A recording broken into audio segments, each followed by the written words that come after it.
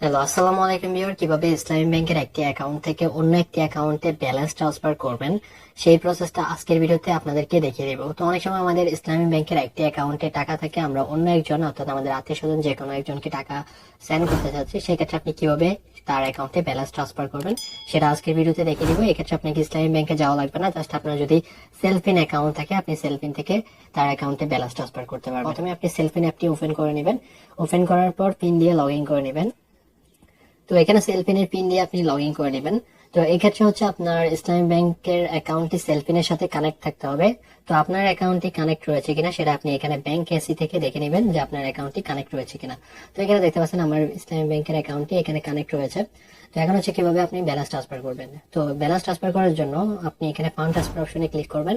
Fund transfer অপশনে click করার পর এখানে আপনি অনেকগুলো অপশন দেখতে পারবেন। তো এখনো পর্যন্ত যারা ভিডিওতে লাইক দেন নাই তারা প্লিজ ভিডিওতে একটি লাইক করে দেবেন এবং চ্যানেলটি সাবস্ক্রাইব করবেন। তো এখানে হচ্ছে আপনি ইসলামী ব্যাংকের একটি অ্যাকাউন্ট থেকে অন্য একটি অ্যাকাউন্টে ব্যালেন্স ট্রান্সফার করতে হলে এখানে আইবিবিএল অ্যাকাউন্ট যে অপশনটি রয়েছে এই অপশনে ক্লিক করবেন। এই অপশনে ক্লিক করার পর তো এখানে আপনি হচ্ছে যার অ্যাকাউন্টে ব্যালেন্স ট্রান্সফার করবেন বা টাকা পাঠাবেন তার অ্যাকাউন্ট নাম্বারটা এখানে দিয়ে দিবেন।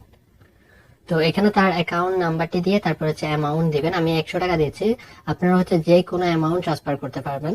তো 100 টাকার নিচে ট্রান্সফার করা যায় না। তারপরে হচ্ছে আপনি এখানে সিলেক্ট পারপাস সিলেক্ট করবেন, আমি বিজনেস সিলেক্ট করে দিব।